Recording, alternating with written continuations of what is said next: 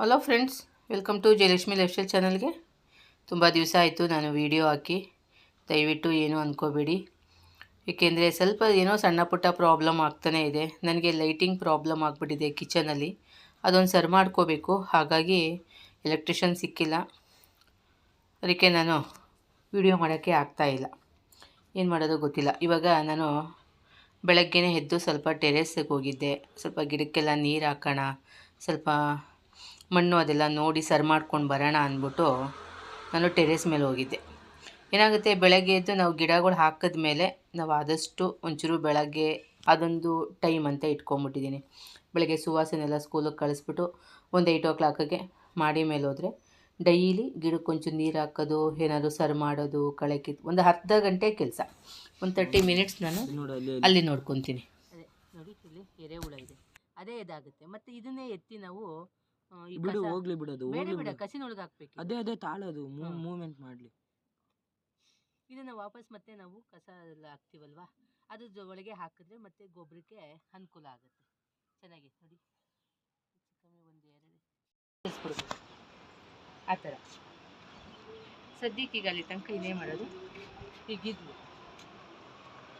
ಯಾಕೆಂದರೆ ಅದಕ್ಕೆ ಹಬ್ಬದಕ್ಕೆ ಬಳ್ಳಿಗೆ ಜಾಗ ಅದು ಮೇಲೆ ಹಬ್ಬಬೇಕು ಅವಕ್ಕೆಲ್ಲ.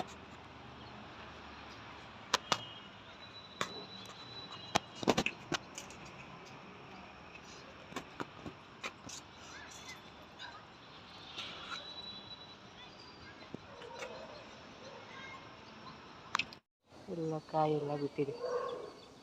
ಒಂದೇ ಗಿಡ ಎಷ್ಟು ಚೆನ್ನಾಗಿ ಬಂದಿದೆ ನೀಟಾಗಿ. ಈ ಗಿಡಕ್ಕೆ ಸ್ವಲ್ಪ ಚಪ್ರ ಥರ ಮಾಡಿದ್ರೆ ತುಂಬ ಚೆನ್ನಾಗಿ ಬರುತ್ತೆ. ಇದು ಮಾಡಬೇಕು. ಇದು ಕೀರೆ ಸೊಪ್ಪು ಎಷ್ಟು ಚೆನ್ನಾಗಿ ಬಂದಿದೆ. ಸುಮ್ಮನೆ ಊರಿಂದ ಬರ್ತಾ ತೊಗೊಂಡು ಬಂದಿದ್ದೆ, ಸ್ವಲ್ಪ ಹಾಕಿದೆ ನೋಡೋಣ ಅಂತ, ಹಾಗಾಗಿ ಚೆನ್ನಾಗಿ ಬಂದಿದೆ. ಮಲ್ಲಿಗೆ ಹೂವು ಅಷ್ಟೇ. ಸರಿ, ಇದು ಕಾಕಡ ಇದೆ. ಕಾಕಡದಲ್ಲಿ ಚೆನ್ನಾಗಿ ಬರುತ್ತೆ. ಈಗ ಒಂದೊಂದು ಹುಳಗಳದೆಲ್ಲ ಇದಾಗ್ತಾ ಇದೆ. ಸ್ವಲ್ಪ ಬೇವಿನ ಆಯಿಲ್ ಹಾಕಬೇಕು. ದಾಸವಾಳ ಯಾಕೋ ಸರಿಯಾಗಿ ಮಗ್ಗಕ್ಕೆ ಹಚ್ತಾನೇ ಇಲ್ಲ. ಸ್ವಲ್ಪ ಕಟಿಂಗ್ ಮಾಡಿ ನೋಡಬೇಕು, ಅಥವಾ ಗೊಬ್ಬರ ಸ್ವಲ್ಪ ಹಾಕಿ ನೋಡಬೇಕು.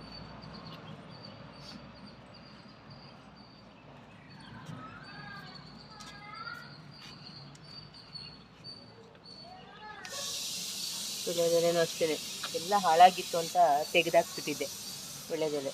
ಈಗ ಹೊಸ್ದಾಗಿ ಮತ್ತೆ ಬಂದಿದೆ. ಯಾಕೋ ತುಂಬ ರೋಗ ಬಂದುಬಿಟ್ಟಿತ್ತು.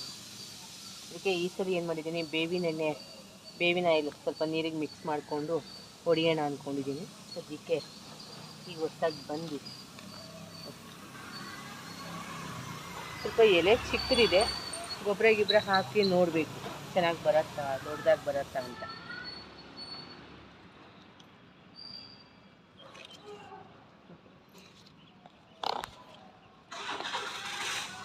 ಮಾವಿನ ಅಷ್ಟೇ ತುಂಬ ಮೇಲೆ ಹೊಟ್ಟೋಗ್ಬಿಟ್ಟಿತ್ತು. ನಾನೇನು ಮಾಡಿದೆ, ಸ್ವಲ್ಪ ಶಾರ್ಟಾಗಿ ಕೆಳಗಡೆನೇ ಇರಲಿ ಅಂತ ಎಲ್ಲ ಕಟ್ ಮಾಡಿದೆ. ಈಗ ನೋಡಿದ್ರೆ ಹೊಸದು ಎಲೆ ಎಲ್ಲ ತುಂಬ ಚೆನ್ನಾಗಿ ಬಂದಿದೆ. ನೋಡಿ ಎಷ್ಟು ಚೆನ್ನಾಗಿ ಬಂದಿದೆ. ಒಂದು 4-5 ಕೌಡ್ಲೆಲ್ಲ ಹೊಡೆದಿದೆ. ಅಂದರೆ ಎಲ್ಲ ಗರಿಕೆ ಬೆಳ್ಕೊಂಡಿದೆ. ದಾಸವಾಳನೂ ಅಷ್ಟೇ.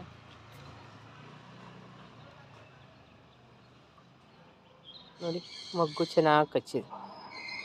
ದಿನಕ್ಕೆ ಒಂದು 10-12 ಹೂವು ಸಿಗುತ್ತೆ ಇದರಲ್ಲಿ. ಆದರೆ ದಪ್ಪ ದಾಸವಾಳನೇ ಯಾಕೋ ಬಿಡ್ತಿಲ್ಲ. ಇದೆಲ್ಲ ನೆನ್ನೆ ಕಿತ್ತಿಲ್ಲ ನಾನು. ಅಲ್ಲಿ ದಾಸವಾಳ ಇದೆ ನಾನು. ಇದು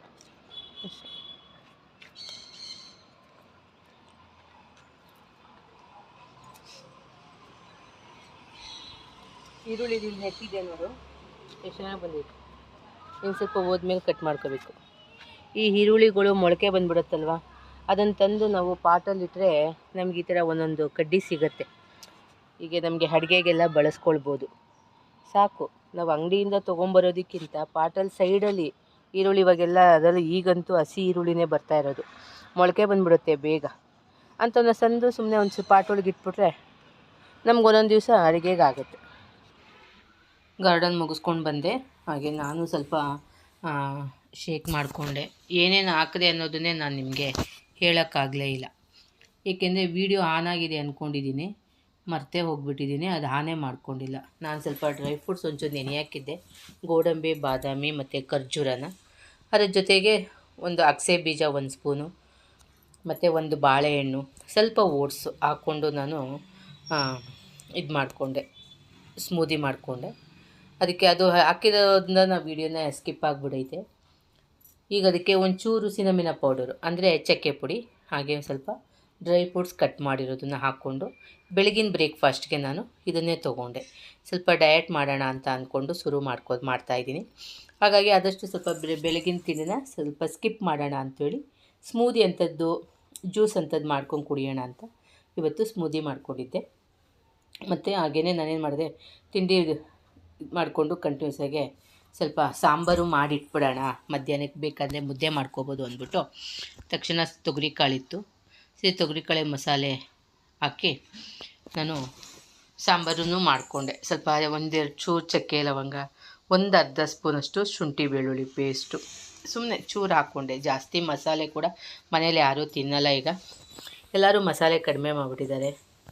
ಹಾಗಾಗಿ 1-2 ಈರುಳ್ಳಿ, ಸಣ್ಣದು 1-2 ಈರುಳ್ಳಿ, ಒಂಚೂರು ಬೆಳ್ಳುಳ್ಳಿ, 1-2 ಟೊಮೊಟೊ, ಸ್ವಲ್ಪ ತೆಂಗಿನಕಾಯಿ, ಒಂಚೂರು ಉರ್ಗಡ್ಲೆ, ಇದನ್ನೆಲ್ಲ ಹಾಕ್ಕೊಂಡು ಸ್ವಲ್ಪ ಮಸಾಲೆ ಮಾಡಿ ಒಗ್ಗರಣೆ ಹಾಕೋಣ ಅಂತ. ಏನಾಗುತ್ತೆ ಅಂದರೆ ಒಂದೊಂದು ದಿವಸ ನನಗೆ ಸ್ವಲ್ಪ ವೆಯ್ಟ್ ಬೇರೆ ನಾನು ಜಾಸ್ತಿ ಆಗಿಬಿಟ್ಟಿದ್ದೀನಿ, ಕಡಿಮೆ ಮಾಡ್ಕೊಳ್ಳೋಣ ಅಂತ ಅಂದ್ಕೋತಾನೆ ಇದ್ದೀನಿ, ಆಗಲೇ ಇಲ್ಲ. ಈಗ ಅನ್ನಿಸ್ತು ಹೊಸ ವರ್ಷದಷ್ಟೊತ್ತಿಗೆ ಯಾಕೆ ಒಂದು 3-4 kgನಾದರೂ ಕಡಿಮೆ ಮಾಡ್ಕೋಬೇಕು ಅಂತ ಅನ್ನಿಸ್ತು ನನಗೆ. ಸರಿ ಇರು ಮಾಡೋಣ ಅಂಥೇಳಿ ಒಂದು 2 ಡೇಸಿಂದ ಸ್ವಲ್ಪ ರೈಸ್ ಕಡಿಮೆ ಮಾಡ್ಕೊಂಡಿದ್ದೀನಿ ಅಷ್ಟೇ. ಮತ್ತು ಬೆಳಗಿನ ಬ್ರೇಕ್ಫಾಸ್ಟು ಅದನ್ನು ಸ್ವಲ್ಪ ಕಡಿಮೆ ಮಾಡ್ಕೊಂಡಿದ್ದೀನಿ. ಆಯಿಲು, ರೈಸ್ ತಿನ್ನೋವಂಥದ್ದು, ಸ್ವಲ್ಪ ಕಾಫಿ ಟೀ ಕಡಿಮೆ ಮಾಡ್ಕೊಂಡು. ಏಕೆಂದರೆ ಡಯಟ್ ಮಾಡಬೇಕಾದ್ರೆ ಫಸ್ಟು ನಾವು ಪ್ರಿಫರೆನ್ಸ್ ಕೊಡಬೇಕಾಗಿರೋದು ಸಿಹಿ ಅಂಶ, ಶುಗರು, ರೈಸು, ಇದೆರಡನ್ನು ನಾವು ಫಸ್ಟು ಕಡಿಮೆ ಮಾಡಿದ್ರೆ ಆಟೋಮೆಟಿಕ್ಕಾಗಿ ನಾವು 1 kg ಕಡಿಮೆ ಆದ್ವಿ ಅಂತಲೇ ಅಂಡರ್ಸ್ಟುಡ್ ಅದು. ಅದಕ್ಕೆ ನಾನೇನು ಮಾಡ್ಕೊಂಡು ಈಗ ಸದ್ಯಕ್ಕೆ ಒಂದು 2 ಡೇಸಿಂದ ಎಲ್ಲ ಸ್ಟಾಪ್ ಮಾಡಿದ್ದೀನಿ. ಬೆಳಗಿನದಕ್ಕೆ ಸ್ವಲ್ಪ ಸ್ಮೂದಿ ಅಂಥದ್ದು ಅಥವಾ ಕ್ಯಾರೆಟ್ ಬೀಟ್ರೂಟ್ ಜ್ಯೂಸ್ ಮಾಡ್ಕೊಳ್ಳೋದು, ಕುಂಬಳಕಾಯಿ ಜ್ಯೂಸು, ಇಂಥದ್ದನ್ನು ನಾನು ಮಾಡ್ಕೊಂಡು ಕುಡಿತಾಯಿದ್ದೀನಿ. ಆದರೆ ಹೇಳಿದ್ನಲ್ಲ ನಿಮಗೆ ವೀಡಿಯೋ ಮಾಡಿ ತೋರ್ಸೋಕ್ಕೆ ಆಗ್ತಾಯಿರಲಿಲ್ಲ ಅಂಥೇಳಿ.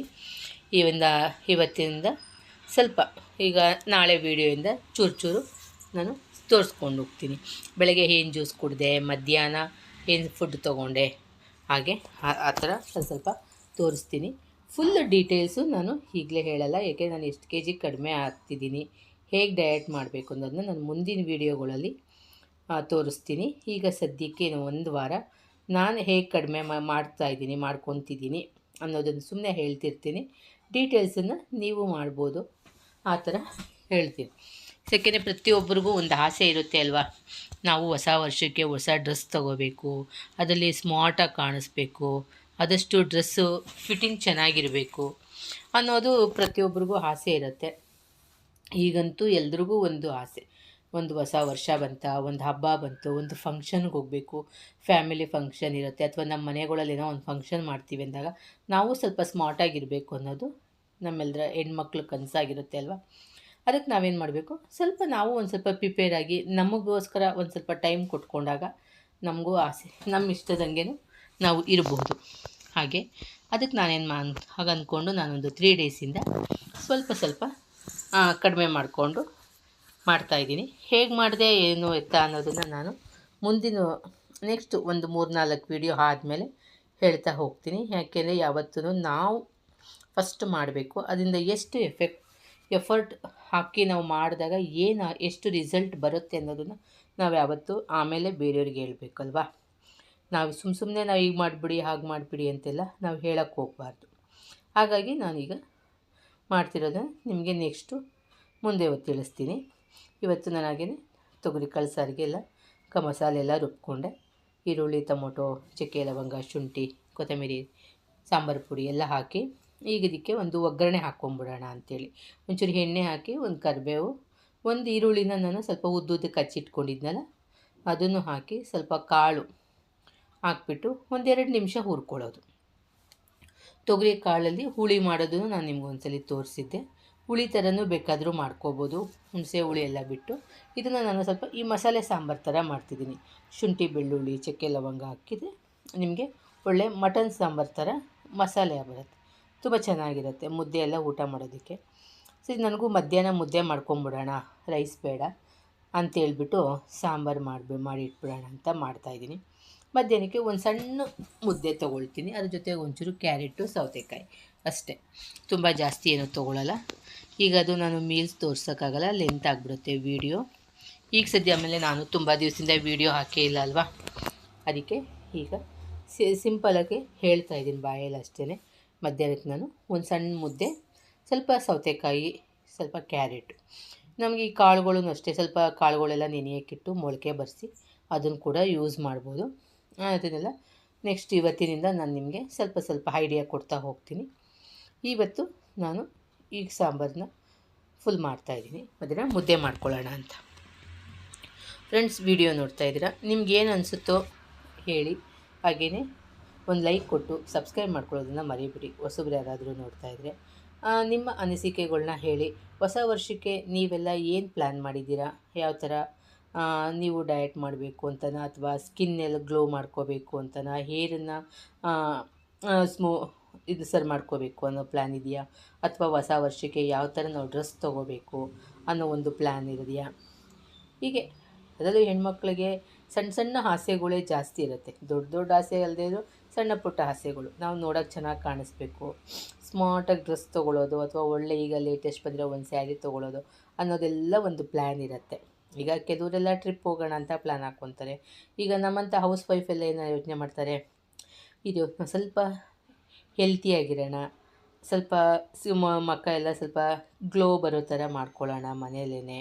ಪ್ರತಿಯೊಂದಕ್ಕೂ ನಾವು ಪಾರ್ಲರ್ಗೆ ಹೋಗೋಕ್ಕಾಗಲ್ಲ ಅಲ್ವಾ, ಹಾಗಾಗಿ ನಾವು ಮನೆಯಲ್ಲೇ ಆದಷ್ಟು ಮನೆಯಲ್ಲಿರೋ ಐಟಮ್ಸಿಂದ ನಾವು ಅದನ್ನು ಕೂಡ ಮಾಡ್ಕೊಳ್ಬೋದು. ತುಂಬ ಚೆನ್ನಾಗಿರುತ್ತೆ. ತುಂಬ ಪ್ಲ್ಯಾನ್ಗಳೆಲ್ಲ ಹಾಕ್ಕೋಬೋದು ನಾವು, ಅಥವಾ ನಾವು ಹೊಸ ವರ್ಷಕ್ಕೆ ಹೇಗೆ ಪ್ರಿಪೇರ್ ಆಗ್ಬೋದು ಅಂತನಾ, ಅಥವಾ ಹೊಸ ವರ್ಷದಿಂದ ನಾವು ಈಗ ವಾಕಿಂಗು ಜಾಗಿಂಗ್ಗೆ ಹೋಗೋಣ, ಫುಲ್ ನಾನು ವೆಯ್ಟ್ ರೆಡ್ಯೂಸ್ ಮಾಡ್ಕೊಳ್ತೀನಿ ಒಂದು 6 ಮಂತಲ್ಲಿ ಅಂತೆಲ್ಲ ಒಂದೊಂದು ಪ್ಲ್ಯಾನ್ಗಳಿರುತ್ತೆ. ಆ ಥರ ನಂದು ಸಣ್ಣ ಪುಟ್ಟ ಪ್ರಾಬ್ಲಮ್ಮು ಆದಷ್ಟು ಸ್ಕಿನ್ನು ಮತ್ತು ಹೇರು, ನನಗೆ ತುಂಬ ಕೂದಲು ಹೇರ್ ಫಾಲ್ ಬೇರೆ ಆಗ್ತಾಯಿದೆ. ಸ್ವಲ್ಪ ಅದ್ರ ಕಡೆಯೂ ಗಮನ ಕೊಡಬೇಕು. ಯಾಕೆಂದರೆ ಒಂದು 2-3 ತಿಂಗಳಿಂದ ನನಗೆ ಹೆಲ್ತ್ ಅಷ್ಟು ಚೆನ್ನಾಗಿರಲಿಲ್ಲ. ಈಗ ಅದ್ರ ಕಡೆ ಗಮನ ಕೊಡಬೇಕು. ಹಾಗೆ ಸ್ವಲ್ಪ ನಾನು ತುಂಬ ವೆಯ್ಟ್ ಆಗಿಬಿಟ್ಟಿದ್ದೀನಿ.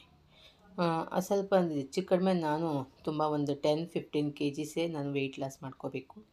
ಆದರೆ ತಕ್ಷಣ ಒಂದೇ ಸಲ ಮಾಡ್ಕೊಳ್ಳೋಕ್ಕಾಗಲ್ಲ, ಸಣ್ಣದಾಗೆ ಶುರು ಮಾಡಬೇಕು. ಹಾಗಾಗಿ ನಾನು ಶುರು ಮಾಡಿದ್ದೀನಿ. ಹೊಸ ವರ್ಷದಷ್ಟೊತ್ತಿಗೆ ಅಟ್ಲೀಸ್ಟ್ ಒಂದು 3 kgs ಆದರೂ ಕಡಿಮೆ ಆಗಬೇಕು ಅಂತೇಳಿ ನಾನು ನಾಳೆ ವೀಡಿಯೋದಲ್ಲಿ ನಾನು ಎಷ್ಟು ವೆಯ್ಟ್ ಇದ್ದೀನಿ ಅಂತ ನಾನು ನಿಮಗೆ ತೋರಿಸ್ತೀನಿ, ನೋಡೋಣ ಅಲ್ಲ. ಹಾಗೆ ನಿಮ್ಮ ಪ್ಲ್ಯಾನು ಏನಿದೆ ಅನ್ನೋದನ್ನ ನನಗೂ ಕಾಮೆಂಟ್ ಮೂಲಕ ತಿಳಿಸಿ. ಅಥವಾ ನೀವು ಯಾವ ಥರ ವೀಡಿಯೋ ಈ ಥರದ ವೀಡಿಯೋ ತೋರಿಸಿ ನಮಗೆ ಹೊಸ ವರ್ಷಕ್ಕೆ ನಾವು ಪ್ರಿಪೇರ್ ಆಗ್ತೀವಿ ಅಂತ ಹೇಳ್ತೀರಾ, ಕಮೆಂಟ್ಸ್ ಹಾಕಿ. ಖಂಡಿತ ನಾನು ಅದ್ರ ಬಗ್ಗೆ ನಾನು ನಿಮಗೆ ತಿಳಿಸ್ಕೊಡ್ತೀನಿ.